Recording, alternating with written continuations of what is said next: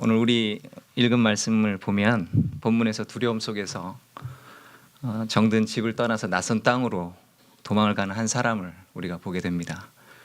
그 사람은 바로 야곱입니다. 브엘세바는 야곱이 태어나서 자란 곳이죠. 자기의 삶의 그 터전이었습니다. 그런데 이제 그곳을 떠나서 생소한 땅으로 가야 됩니다. 뭐 들어왔었겠죠. 그러나 한 번도 가본 적이 없는 그곳, 무려 한 800여 킬로 정도 떨어져 있다고 하는데 바로 그곳으로 가야 합니다. 오늘날처럼 뭐 교통수단이 좋거나 내비게이션이 잘 돼 있어서 길 안내를 딱딱 해주는 것도 아닙니다. 그냥 야곱은 늘 장막에서 살았던 사람이에요. 그래서 그냥 그렇게 지냈었는데 갑자기 일이 이렇게 벌어지는 바람에 따로 뭐 준비할 것도 없었고 갑작스럽게 가족을 떠나서 이렇게 멀리 가는 것입니다. 근데 그것 자체가 야곱에게 있어서는 상당히 큰 두려움이었겠죠. 큰 모험이었습니다. 오늘날처럼 치안이 잘 돼 있는 것도 아닙니다. 뭐 길이 잘나 있는 것도 아닙니다. 글쎄 뭘 타고 갔는지는 잘 모르겠어요. 그냥 떠났다고만 돼 있으니까. 그런데 더군다나 그 길은 야곱에게 있어서는 어떤 길이냐면 그냥 여행을 이제 삼촌 집에 가는구나. 그리고 여행 가는 게 아니에요. 자기 형한테 죽을지도 모른다라고 하는 급박한 상황에서 지금 두려움 속에서 그 길을 떠나고 있는 것입니다. 그래서 얼마나 더 두려웠겠습니까? 그렇게 길을 가던 야곱이 그게 얼마나 지났는지는 모르겠는데 거기에서 하룻밤을 묵게 됐습니다. 이제 해가 뉘엿뉘엿 넘어가니까 이제 슬슬 잠을 자야 되겠죠. 드디어 이제 깜깜해졌습니다. 이제 어디서 좀 묵어야 되는데 둘러보니까 저 앞에 5성급 호텔이 있는 게 아니라 하늘은 하늘만 있고 땅만 있는 거죠. 그래서 그 황량한 곳에서 오늘도 노숙을 해야 되는 것입니다. 그저 돌을 하나 베개 삼아서 누웠습니다. 근데 눕기는 누웠는데 광야 그 길은 어떠냐면요. 낮에는 정말 너무너무 뜨겁습니다. 너무너무 더운데 밤이 되면 너무너무 추워요. 너무너무 춥습니다. 그래서 어김없이 찾아오는 이 밤의 이 추위, 그리고 주변에 자기를 지금 무슨 건물에 들어가 있는 게 아니잖아요. 노숙을 하고 있는 것이잖아요.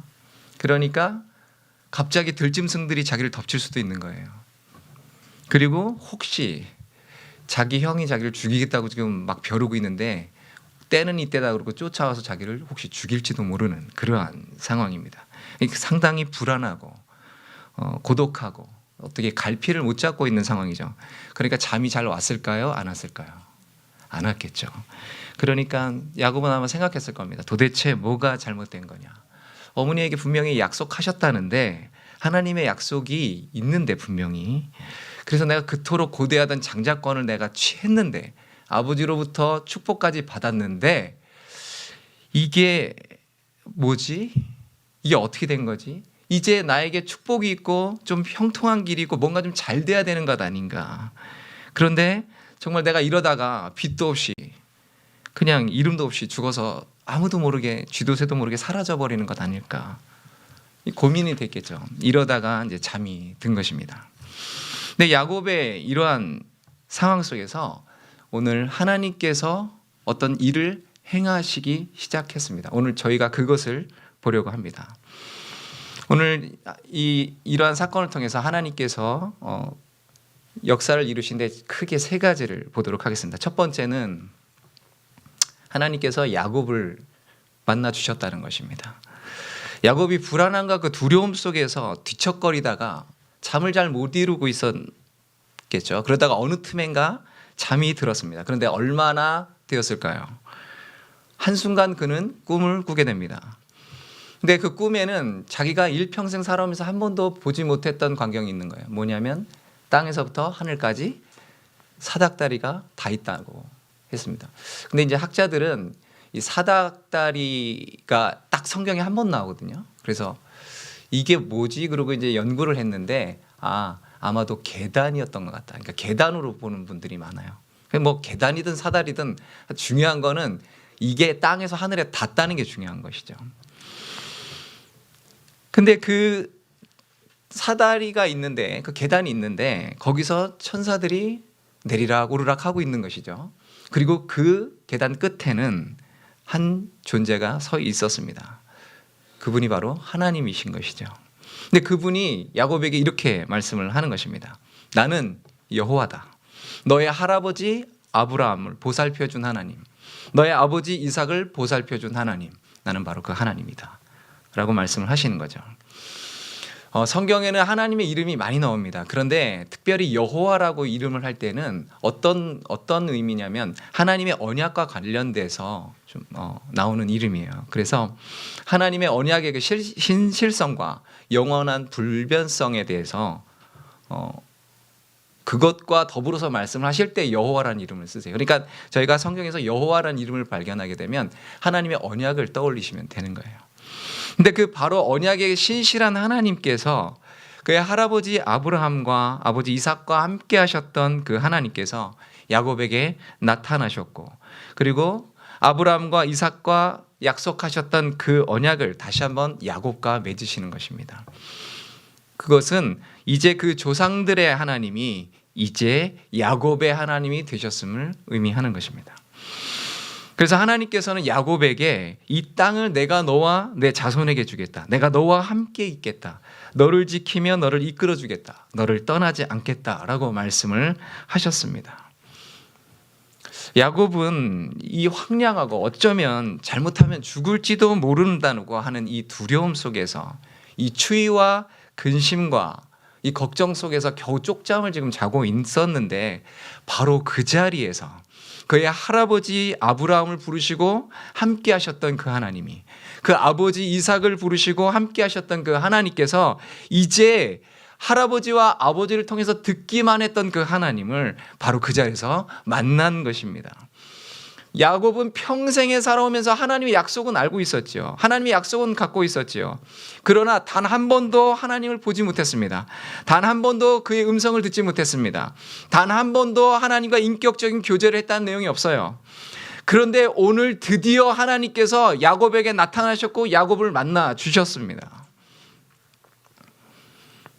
오늘 이 자리에 계신 우리 모든 성도 여러분, 그 성경에 계신 그 하나님이 바로 저와 여러분의 하나님이신 것을 믿습니다. 그 하나님을 만나지는 은혜가 있기를 바랍니다. 듣기만 하는 하나님이 아니라 그 하나님을 만나는 은혜가 우리에게 있어야 합니다. 오늘 하나님께서 야곱을 만나 주시는데 그 야곱을 만나시기 위해서 하나의 매개가 있었습니다. 그것은 뭐냐면 아까 말씀드린 사다리였습니다. 사닥다리. 계단. 그런데 이 사닥다리가 무엇을 의미하는가? 많은 종교개혁자들, 성경 연구가들은 이 사닥다리는 신약에 있는 예수님을 예표한다라고 말씀을 해요. 사다리는 말 그대로 밑에서 위를 연결해 주는 것이잖아요. 야곱은 지금 모든 것이 단절된 상태예요. 부모님과도 사실 단절돼 있고 형과의 관계도 이미 끊어졌고 어쩌면 이 세상에 자기를 좀 도와줄 사람이 아무도 없는 거예요. 앞뒤로 물론 다 뚫려 있지만 그냥 사면 초가의 신세가 된 것이죠. 그런데 하나님께서는 바로 그 자리에서 하나님이 사닥다리를 내려 이 하늘과 땅을 연결해 주셨습니다. 야곱은 잘 몰랐겠죠. 그 사다리가 예수님을 의미하는지. 그러나 성경은 예수님이 이 하나님께로 인도하는 사다리가 되신다라고 우리에게 말씀을 하고 계십니다. 우리 예수님은 요한복음 1장 51절에서 이렇게 말씀하셨습니다. 진실로 진실로 너에게 이르노니 하늘이 열리고 하나님의 사자들이 인자 위에 오르락 내리락 하는 것을 보리라. 이 세상에 그 누가 있어서 이 땅과 하늘을 연결할 만한 그런 사다리를 놓을 수 있겠습니까? 과거에 그 바벨탑을 한번 쌓아 올리려고 해본 적은 있었으나 그것도 역시 말이 안 되는 것이죠. 절대 불가능한 일입니다. 그렇지만 우리 예수님께서는 인간의 몸을 입고 이 땅에 오셨습니다. 그래서 요한복음 1장 14절에 말씀이 육신이 되어 우리 가운데 거하시며 우리가 그 영광을 보니 하나님의 독생자의 영광이요 은혜와 진리가 충만하더라 라고 말씀을 합니다. 이 사다리가 연결된 이 모습을 통해서 사실 하나님께서 우리에게 말씀하시는 것이 있어요. 성경 전체를 통해서 계속해서 우리에게 말씀하시는 건 뭐냐면 우리 예수님께서 우리의 중보자가 되신다는 겁니다. 우리 유일한 중보자. 중보자란 서로 사이가 나빠진 사이를 연결해 주는 거잖아요. 끊어진 사이를 연결해 주는 것입니다. 서로 교통하게 하는 것이죠. 디모데전서 2장 5절에 하나님은 한 분이시요 또 하나님과 사람 사이의 중보도 한 분이시니 곧 사람이신 그리스도 예수라라고 말씀을 하고 계십니다. 하나님과 사람 사이 유일하고 완전한 중보자는 우리 예수 그리스도이십니다. 그래서 히브리서 8장 6절에는 더 좋은 언약의 중보자라고 있고요. 히브리서 9장 15절에는 새 언약의 중보자라고 말씀을 하셨습니다. 이 사다리가 의미하는 것은 또 하나는 우리 예수님께서는 화평이 되신다는 거예요. 예수님께서는 이 땅에 평화의 왕으로 오셨습니다. 하나님께 범죄해서 하나님과 끊어져 버린 우리 인간과 하나님 사이에 다리를 놓으시는 것이죠. 이제 인간은 멸망받아서 이제 영원한 형벌을 받아야 될 그러한 존재였는데 우리 예수님께서는 그 사이에 다리를 놓으시고 우리로 하여금 하나님께로 가게 하셨고, 그래서 골로새서 1장 20절에 그의 십자가의 피로 화평을 이루사 만물고 땅에 있는 것들이나 하늘에 있는 것들을 그로 말미암아 자기와 화목해 되기를 기뻐하심이라 말씀하셨습니다. 그러므로 우리가 믿음으로 의롭다 하심을 얻었은즉 우리 주 예수 그리스도로 말미암아 하나님으로 더불어 화평을 누리자. 로마서 5장 1절 말씀입니다. 오늘 야곱이 체험한 것은 어쩌면 우리 신앙의 여정으로 봤을 때 거듭남이라고 할까요? 거듭남. 자신이 하나님의 은혜로 그 죄사함을 받고 하나님의 자녀가 되었다고 하는 그러한 확신과 기쁨을 맛보는 그러한 자리였습니다. 우리를 위해서 버림을 당하시고 온몸을 찢겨주시고 그 물과 피를 다 쏟아주신 우리 예수 그리스도를 통해서 우리가 하나님께로 나아가는 것입니다. 그리고 그 하나님께 그 예수님으로부터 우리가 위로를 받는 것입니다. 우리 예수 그리스도를 통해서 우리 하나님의 완전하신 보호와 인도하심 그리고 하나님께서 약속하신 복의 풍성함을 우리가 얻게 되는 것입니다. 그래서 창조 이래로 하나님께서 약속한 모든 복이 우리 예수 그리스도 안에 있습니다. 그리고 그 예수 그리스도 안에서 그 모든 복을 우리가 누리게 된 것입니다. 그럴 일은 없겠지만 혹시라도 아직 나는 듣기만 했었다면 이제 그 십자가를 만나는 그런 은혜가 있기를 바랍니다. 혹시 이미 그것을 하셨다면, 이미 그 경험이 있으시다면 한 번으로 그치지 아니하고 날마다의 삶 속에서 그 십자가를 만나게 되는 하나님의 그 모든 은혜를 누리는 그런 일들이 계속되어지기를 축복합니다. 두 번째로 하나님께서 하신 일이 있습니다. 그것은 광야에서 특별한 복을 주셨다는 것입니다. 광야에서 무슨 일을 하셨을까요? 무슨 특별한 복을 주셨습니까? 광야에서 하나님의 임재를 깊이 경험케 하셨습니다. 광야에서 우리에게 진짜 필요한 것은 뭐냐면요, 더 큰 축복을 받는 것 이전에, 더 큰 사역을 하기 이전에, 우리가 더 감정적인 안정을 얻는 것 이전에, 우리가 더 자존감이 높아지는 것 이전에 우리 영혼 깊은 곳에서 만족시켜 줄 수 있는 그 하나님의 임재를 경험하는 것입니다. 광야에서 하나님의 임재를 경험할 때 이 모든 걸 이길 수 있어요. 이 캄캄한 밤중에 홀로 누워서 떨고 있습니다. 아무것도 기댈 것도 없고 아무것도 의지할 것도 없고 두려움과 공포 속에 있는 이 야곱에게, 그리고 야곱은 그 자리에서 하나님을 만날 거라고 기대했을까요? 전혀 기대하지 못했죠. 전혀 뜻밖이란 말이죠. 전혀 하나님을 기대할 수 없고 오히려 하나님이 자기를 버려버린 것 같은 그러한 상황, 도무지 하나님을 기대할 수 없는 그러한 상황. 과연 하나님 이러한 상황에서도 나와 함께 하시기를 한 겁니까? 라고 외치고 싶었던 바로 그 상황에서 하나님께서 바로 그 자리에서, 바로 그 자리에 계셨고 바로 그 자리에서 야곱을 만나주셨습니다. 그 자리에서 하나님께서 임재하셨습니다. 하나님은 야곱을 버리신 게 아니에요. 그래서 야곱이 그 하나님을 만나는 순간, 하나님 임재를 경험하는 순간 이렇게 고백을 합니다. 여호와께서 과연 여기에 계시거늘 내가 알지 못하였도다. 하나님을 전혀 기대할 수 없는 곳에서, 마치 자기를 버리신 것만 같았던 그 자리에서, 정말 예기치 않았던 그 상황에서 하나님의 임재를 경험한 야곱. 저는 왜 하나님께서 하필이면 좀 이렇게 하실까? 좀 좋을 때 만나주시면 좋잖아요.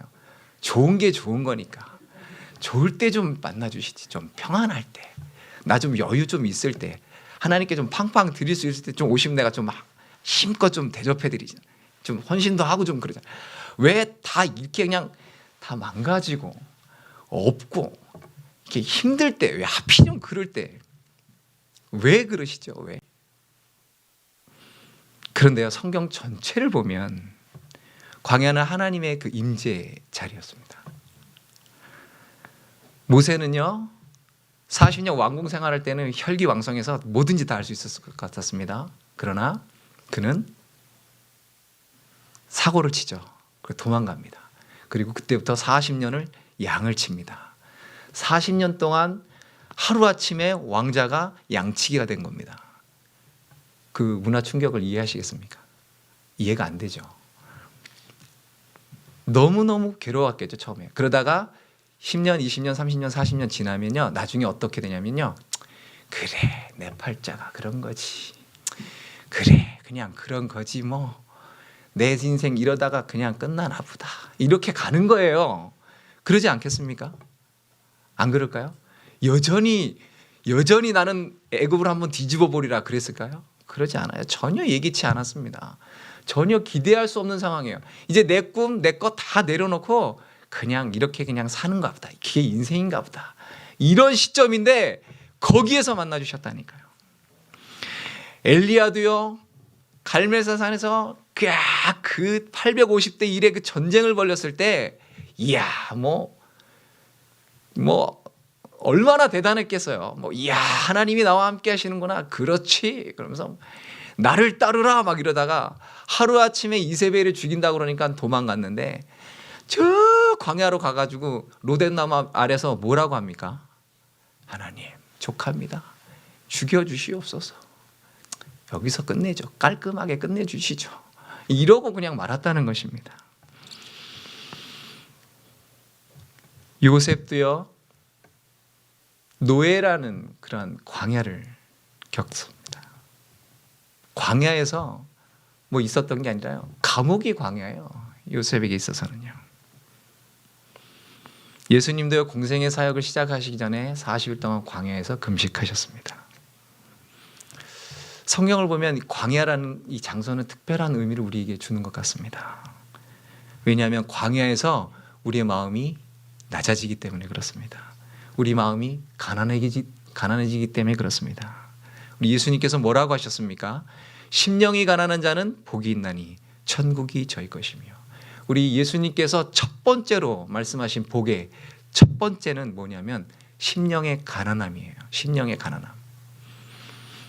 왜냐하면 그 가난할 때, 아무 의지할 것 없을 때 딱 한 군데만 열려 있거든요. 하늘만 뚫려 있거든요. 딱 하나님만 바라보게 되거든요. 우리 하나님은요, 욕심쟁이에요. 따라하십시오. 하나님은 욕심쟁이. 하세요. 따라하십시오. 왜냐하면 하나님은 늘 이렇게 얘기해요. 뭐예요? 나만 봐. 이러시는 하나님이세요. 우리 하나님은요, 하나님만 보기를 원하세요. 하나님만 의지하기를 원하세요. 아무것도 의지할 것 없을 때, 그런데 마치 하나님이 나를 버린 것 같은 그 시절에, 그런데 바로 그 자리에서 하나님은 임재해 계신다는 거예요.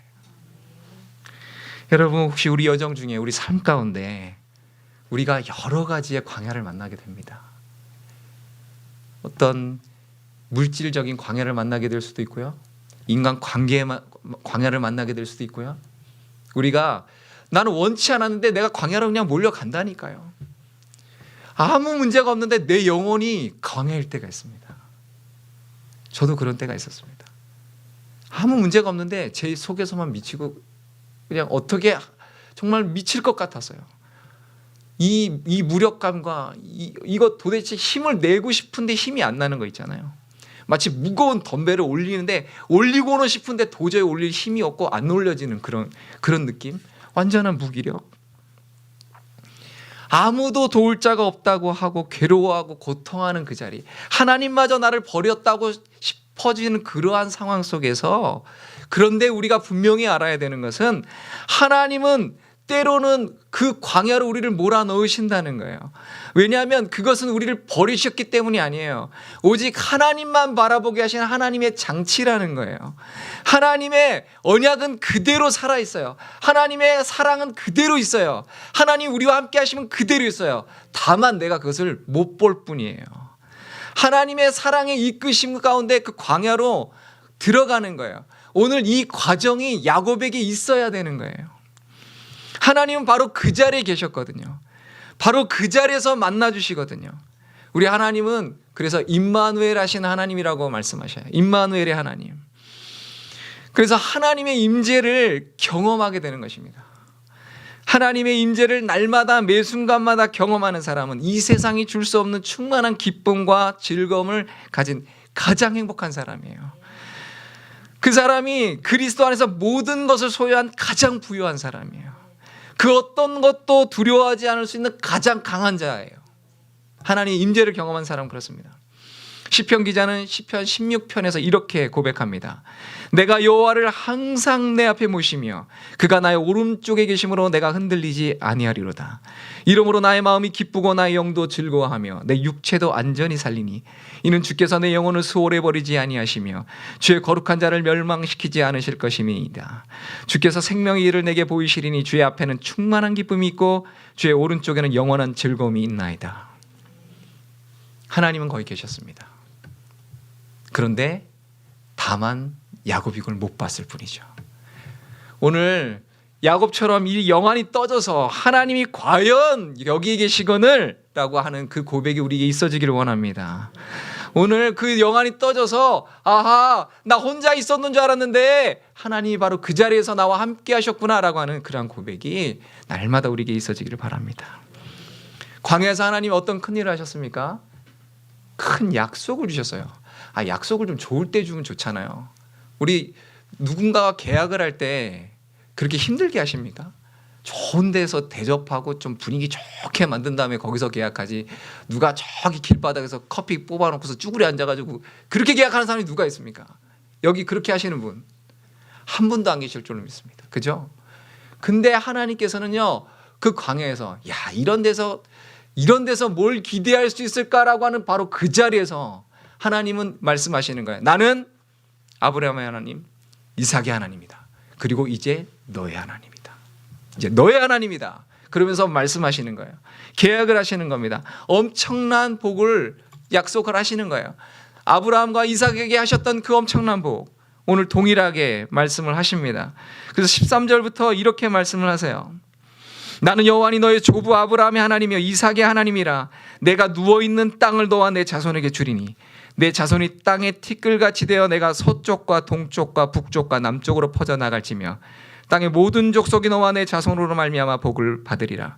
내가 너와 함께 있어 내가 어디로 가든지 너를 지키며 너를 이끌어 이 땅으로 돌아오게 할지라. 내가 내게 허락한 것을 다 이루기까지 너를 떠나지 아니하리라 하시니라. 엄청난 복 아닙니까? 광야길을 걸어가고 있는데 그곳에서 정말 하나님 이 지독스러운 이 고통 속에 있는 이 나를 어떻게 좀 해주십시오라고 하는 바로 그 자리에서 만약에 하나님께서 이러한 약속을 나에게 해주신다는 것을 알았다면 그리고 그것을 내 것으로 받는다면 어떤 일이 벌어질까요? 우리 그럴 때 있잖아요. 똑같은 하나님의 말씀인데 이 말씀이 하나님께서 그날 그 가운데서 나에게 역사하셔서 이게 더 이상 글자가 아닐 때가 있죠. 이게 더 이상 그냥 여기에 머물러 있는 게 아니라 이게 내 거라는 확실한 믿음과 확신이 들 때 있죠. 그럴 때 어떤 일이 벌어지죠? 어떤 일이 벌어집니까? 네, 다 경험하실 줄 믿습니다. 우리 하나님께서 저는 이 말씀을 보면서 하나님께서 내가 너와 함께 있어서 내가 어디로 가든지 너를 지키며 너를 이끌어 이 땅으로 돌아오게 할지라. 내가 허락한 것을 다 이루기까지 너를 떠나지 아니라. 막 전율이 와요. 진짜 이 말씀이 우리의 말씀인 줄로 믿습니다. 지금 야곱은요 하룻밤만 들짐승들로부터 지켜주시면 감지덕지인 거예요. 오늘 하룻밤이 아니라 근데 하나님은 너의 평생에 그렇게 해주시겠다는 거예요. 너의 평생에 너를 보호해 주시고 너를 지키고 너를 인도하고 너와 함께 하시겠다. 이보다 더 큰 위로와 힘이 되는 말씀이 어디 있겠습니까? 그런데 이 말씀은 야곱에게만 하신 게 아니에요. 성경을 한번 읽어보십시오. 수많은 하나님의 종들에게 동일한 약속을 하나님께서 허락하고 계시는 거예요. 오늘 이 자리에 계신 하나님의 남녀 종들 여러분들, 이 동일한 약속이 우리에게 주어져 있음을 믿으시기 바랍니다. 그래서 하나님께서 이를 말씀하셔요. 우리 예수님께서 뭐라고 하십니까? 볼지어다 내가 세상 끝날까지 너희와 항상 함께 있으리라. 하나님의 종들에게 말씀을 하시는 것입니다. 광야에서 하나님의 임재를 경험할 때 이런 은혜가 있는 것입니다. 세 번째 보겠습니다. 그것은 이제 하나님께서 하신 일이 아니라 야곱이 한 일이죠. 야곱이 예배자가 되었습니다. 살아계신 그 하나님을 만나는 순간, 그 하나님의 임재를 경험하는 순간, 인생의 최악의 순간에서 최고의 은혜를 체험한 야곱은 하나님께 두 가지를 합니다. 첫 번째, 제일 먼저 한 것은 예배입니다. 야곱이 자다가 놀래 깼습니다. 그리고 일어나서 뭘 했습니까? 자기가 베고 누웠던 돌을 세워서 기둥을 삼고 거기다가 기름을 부었습니다. 그리고 그 땅 이름을 하나님의 집이라 불렀습니다. 베델. 하나님의 은혜를 잊지 않겠다는 그런 의미입니다. 그 땅의 이름은 원래 루스라고 되어 있습니다. 이 편도나무라는 뜻이에요. 아무드나무라는 뜻이에요. 그냥 그런 지역이에요. 그냥 별 볼 일 없는 그냥 평범한 지역이란 말이에요. 그냥 한 곳이에요. 그런데 하나님이 임재하시는 바로 그 자리, 그곳에서 그 자리를 성별했습니다. 하나님의 집으로 이렇게 불렀다는 말이죠. 야곱은 광야에서 조금 전까지도 홀로 버려진 것 같고 외롭고 쓸쓸하고 고독하고 너무 괴롭고 힘들었지만 그 자리에서 하나님의 임재를 경험하는 순간, 하나님이 자기 하나님이 되신다는 그 사실을 깨닫는 순간 제일 먼저 하나님께 감사의 제단을 쌓았습니다. 하나님을 만나기 전에는 그냥 돌에 불과했어요. 그러나 그것이 이제는 변해서 하나님께 예배를 드리는 제단이 되었단 말이죠. 그 위에 헌신의 의미로 기름을 부었습니다. 야곱이 하나님께 대한 예배와 헌신을 표한 것이죠. 사람이 은혜를 받고 제일 변화가 되면 제일 먼저 변화가 오는 것이 어디냐면요, 예배가 달라져요. 그래서 이 은혜 받은 사람은 예배 드리는 모습을 보면 나타나요. 저 사람이 지금 하나님의 임재 가운데 있구나, 저 사람이 정말 하나님 충만한 은혜 가운데 있구나 하는 것을 뭘로 아냐면 예배 드리는 걸 보면 압니다. 예배를. 그래서 은혜 받은 사람은 예배를 아주 소중하게 여겨요. 지금까지 야곱은 수도 없이 하나님 앞에 예배 드리는 걸 봐왔을 거예요. 제사를 드리는 걸 봐왔을 거예요. 그런데 이제 그 제사는 그냥 해왔던 제사가 아닌 거예요. 그냥 드려왔던 제사가 아닌 거예요. 이제는 하나님의 임재를 깊이 경험한 하나님께 온전한 예배자로서의 그 예배를 오늘 거기서 드린 것입니다. 예배는 하나님의 은혜를 받고 그 체험적인 그 삶을 하는 가장 중요한 척도예요. 우리 영적 상태를 진단할 수 있는 가장 중요한 척도예요. 그래서 우리가 살아가는 동안 가장 중히 여기고 열심히 해야 될 일 중에 하나가 뭐냐면 하나님께 예배를 드리는 것입니다. 이 일을 결코 소홀히 해서는 안 되는 거예요. 그래서 시편 기자는 사람이 내게 말하기를 여호와의 집에 올라가자 할 때 내가 기뻐하였도다, 이렇게 고백을 하는 것입니다. 시편 136편 23절에 우리를 비천한 데서 기념하신 이에게 감사하라, 그 인자하심이 영원함이로다 말씀합니다. 출애굽기 20장 24절에는 내가 물은 내 이름을 기념하게 하는 곳에서 내게 강림하여 복을 주리라 말씀하셨습니다. 예배는 너무너무 귀한 거예요. 어떤 분이 이런 책을 썼습니다. 예배는 하나님께서 우리에게 주신 선물이라고. 야곱은 예배를 드렸습니다. 두 번째는 반복되는 말씀이지만 하나님께 헌신했습니다. 하나님과의 만남도 있었고 하나님께 받은 약속도 있었지만 이에 따른 헌신이 없다면 이것은 뭔가 빠진 거예요. 상당히 중요한 것이 빠진 겁니다. 야곱은 하나님께 그래서 세 가지를 헌신했습니다. 첫 번째는 여호와께서 나의 하나님이 되실 것이요 라고 했습니다. 이 말씀은 일평생 하나님만 믿고 살겠다는 고백이에요. 일평생 내가 하나님만 바라보고 살겠습니다라고 하는 고백입니다. 두 번째, 내가 기둥으로 세운 이 돌이 하나님의 전이 될 것이요 라고 말씀했습니다.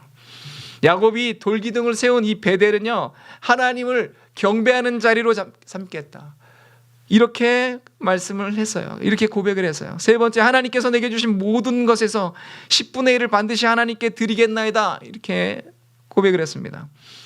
이 모든 것이 하나님께로부터 왔다는 하나님 중심의 삶을 살 것을 고백한 것입니다.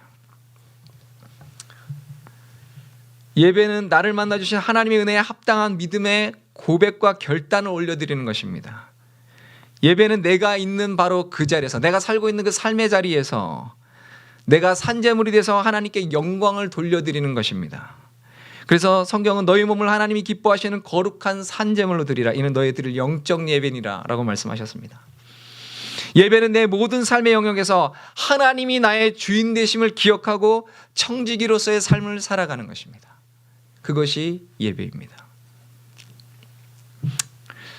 말씀을 정리하겠습니다. 야곱은 광야길에서 지금 두려움과 내일에 대한 불안감에 빠져 있습니다. 근데 그런 야곱을 하나님께서 만나 주셨습니다. 말로만 들었던 하나님을 직접 체험한 것입니다. 부활하신 예수님을 사도 바울이 만난 그런 경험이라고 할까요? 아무것도 기대할 수 없었고 아무것도 소망할 수 없었던 그 광야에서 하나님은 강력한 임재를 경험케 하셨고, 그리고 큰 약속을 허락해 주셨습니다. 이렇게 하나님의 임재를 경험하고 만난 야곱은 예배자로서, 하나님께 헌신자로서 살기로 작정했습니다. 그가 누웠던 땅은 예배 처소가 되고 그가 누웠던 베개는 하나님을 기념하는 기념비가 되었습니다.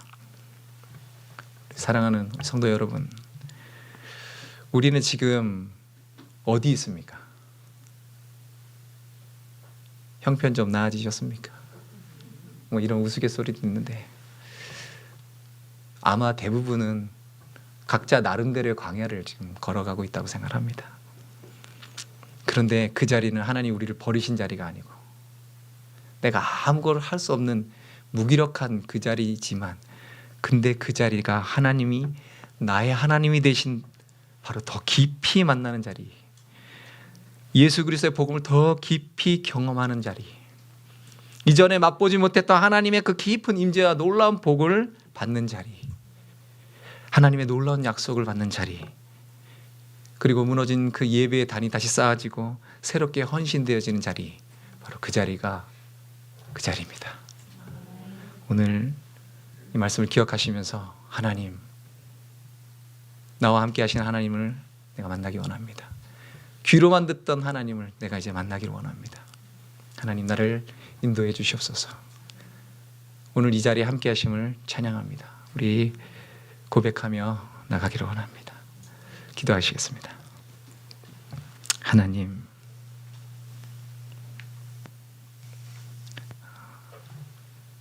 부족하여서 주의 말씀을 온전히 증거하지 못했음을 주님 용서해 주옵소서. 그러나 하나님, 오늘 이 말씀 한 절이라도 오늘 주께서 우리 각 성도님들의 그 마음 가운데 역사하셔서 하나님, 정말 하나님을 더 깊이 만나고 하나님을 더 의지하고 온전히 주와 동행하는 그런 삶을 살아갈 수 있도록 주님께서 인도하여 주시옵소서.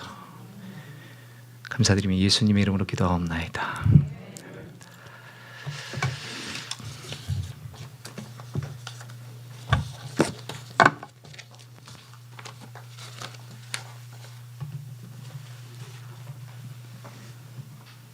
제가 하나요?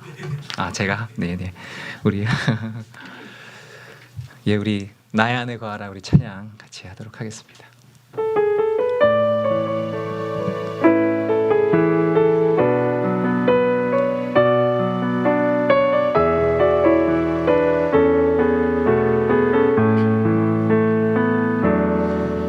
나의 안에 거하라, 나는 내 하나님이니 모든 환난 가운데 너를 지키는 자라. 두려워하지 말라, 내가 널 도와주리니 놀라 놀라지 말라 내 손 잡아주리라 나의 안에 거하라.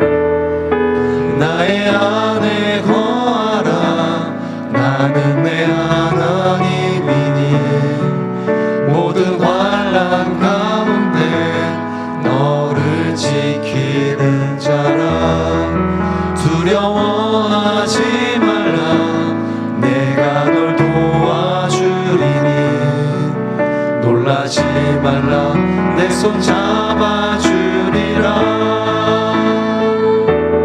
내가 너를 지명하여 불렀나니 너는 내 것이라 내 것이라 너의 하나님이라 내가 너를 보배롭고 존귀하게 여기노라 너를 사랑하는 내 여호와라 다시 한번 고백합니다. 나의 안에 거하라.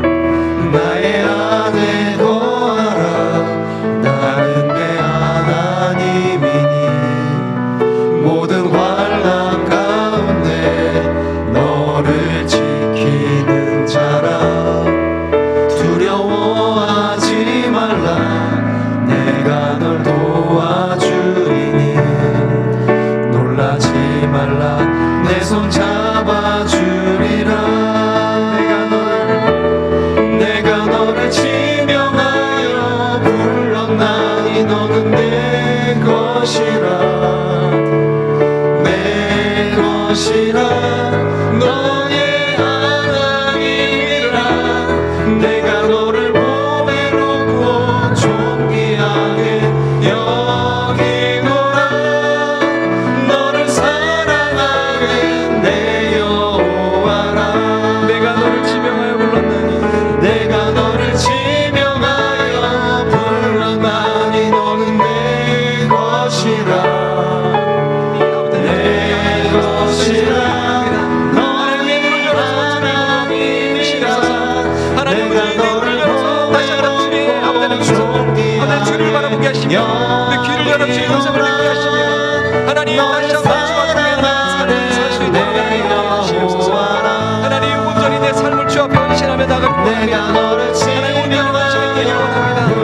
하나님 오직 내 삶의 한 것이라 아버지 하나님 온전히 우리 하나님 앞에 내 있다면 것이라 오늘 다 내려오는 너의 하나님이라 내가 너를 내가 사랑하는 바로 그 자리가 예배 자리가 되니 아버지 하나님 사랑하겠습니다. 하나님 오늘 내 삶의 모든 것이 주님을 하나님의 되심을 고백하며 나아갑니다. 하나님 정말 그 주인 되심을 아버지 날마다 아버지 하나님 우리가 내가 인식하며 너를 지명하여 불렀나니 너는 내 것이라 아버지 하나님 내 것이라 너의 하나님이라 내가 너를 보배롭고 존귀하게 여기노라 너를 사랑하는 내 여호와라